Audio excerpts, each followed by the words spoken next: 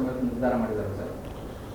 ನೋಡಿ, ಪದೇ ಪದೇ ನಾನು 3-4 ಸಲ ಸ್ಟೇಟ್ಮೆಂಟ್ ಕೊಟ್ಟಿದ್ದೀನಿ.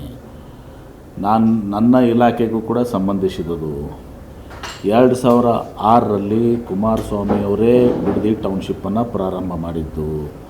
ತದನಂತರ DLF ಕೊಟ್ಟರು. DLFನವರು ಅದನ್ನು ಹಣ ಕಟ್ಟಿ ನಮ್ಮ ಆಗೋದಲ್ಲ ಅಂತೇಳಿ ವಾಪಸ್ ತೊಗೊಂಡು ಹೋದರು. KIDBಯಿಂದ ಮೊದಲು ಬೆಂಗಳೂರಿನಿಂದ ಪ್ರಸ್ತಾವನೆ ಬಂದು KIDBಯಿಂದ ನಾವು ಬೋರ್ಡ್ನಲ್ಲಿ ನಿರ್ಣಯ ತಗೊಂಡಿದ್ದೀವಿ, ಇದು ನೋಟಿಫೈ ಮಾಡಿದ್ದೀವಿ. ಆದರೆ ಲ್ಯಾಂಡ್ ಎಕ್ವಿಷನ್ ಪ್ರಾರಂಭ ಮಾಡಿರಲಿಲ್ಲ. ತದನಂತರ ನಿಮ್ಮ ITBTಗೆ ಇದು ಕೊಟ್ಟರು, ಅವರು ಮಾಡೋಕ್ಕಾಗೋದಲ್ಲ ಅಂತ ಹೇಳಿದರು. ಮುಂದೆ ಹಾಗೆ ಅದು ನಡ್ಕೊಂಡು ಬಂದಿದೆ. ಈಗ DK ಶಿವಕುಮಾರ್ ಅವರು ಮುಖ್ಯಮಂತ್ರಿಗಳಾದ ಮೇಲೆ ಆಗೋಕ್ಕಿಂತ ಮುಂಚೆ ಕೂಡ ಉಪಮುಖ್ಯಮಂತ್ರಿಗಳಾದಾಗ ಬಿಡದಿಯಲ್ಲಿ ಒಂದು ಟೌನ್ಶಿಪ್ ಮಾಡಬೇಕು, ಬೆಂಗಳೂರು ಮೇಲೆ ಒತ್ತಡ ಕಡಿಮೆ ಮಾಡಬೇಕು, ಒಂದು IT ಸಿಟಿ ಮಾಡಬೇಕು ಅಂಥೇಳಿ AICT ಮಾಡಬೇಕು ಅಂಥೇಳಿ ಅವ್ರು ಕೈ ಹಾಕಿದರು. ಕುಮಾರಸ್ವಾಮಿ ಅವರಿಗೆ ಯಾವುದೇ ಒಂದು ನೈತಿಕ ಹಕ್ಕು ಇದ್ರ ಮೇಲೆ ಇಲ್ಲ. ಯಾಕಂದರೆ 2006ರಲ್ಲಿ ಅವ್ರು ಬರ್ಬೋದಾಗಿತ್ತ. 2006ರಿಂದ 2026 20 ವರ್ಷ ಕಳೆದಿದ್ದಾವೆ. ಕುಮಾರಸ್ವಾಮಿ ಅವರು 2 ಬಾರಿ ಮುಖ್ಯಮಂತ್ರಿ ಆಗಿದ್ದರು. ನಮ್ಮ ವಿಜಯೇಂದ್ರ ಅವರು ಹೇಳ್ತಾರೆ, BJP ಅವರು, ವಿಜಯೇಂದ್ರ ಅವ್ರ ತಂದೆಯವರು ಯಡಿಯೂರಪ್ಪನವರು ಕೂಡ ಇವತ್ತೊಂದು ಸಹ ಮುಖ್ಯಮಂತ್ರಿಗಳು 3 ಬಾರಿ ಆಗಿದ್ದರು. ಬೊಮ್ಮಾಯಿ ಅವರಾಗಿದ್ದರು. ಇಷ್ಟು 20 ವರ್ಷದ ಕಾಲದಾಗ ನೀವು ಯಾಕೆ ಅದನ್ನು ಕೈ ಬಿಡಲಿಲ್ಲ?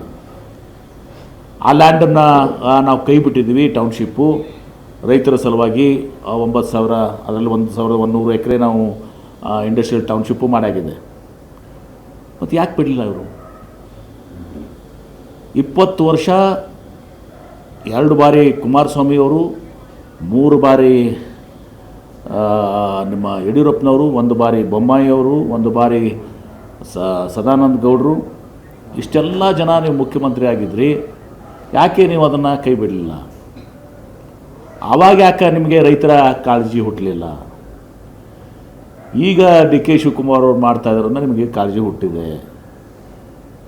ಇದು ಕೇವಲ ರಾಜಕೀಯ ದೃಷ್ಟಿಯಿಂದ ಜಿದ್ದಾಜಿದ್ದಿ DK ಶಿವಕುಮಾರ್ ಅವರು ಜನತಾದಳದವರು ವಿರುದ್ಧ ಇವತ್ತು ದಿವಸ ಮಾಡ್ತಾ ಇರುವಂಥದ್ದು ಮುಖ್ಯಮಂತ್ರಿಗಳ ವಿರುದ್ಧ.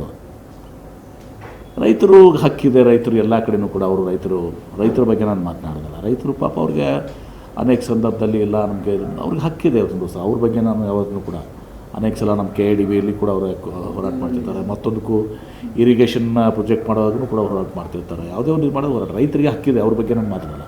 ಆದರೆ JDS ಮತ್ತು BJP ಇವ್ರ ಕಡೆ 20 ವರ್ಷದ ರಾಜಕಾರಣದಲ್ಲಿ ಇವರು ಮುಖ್ಯಮಂತ್ರಿಗಳಾಗಿದ್ದು ಅಧಿಕಾರದಲ್ಲಿದ್ದರು.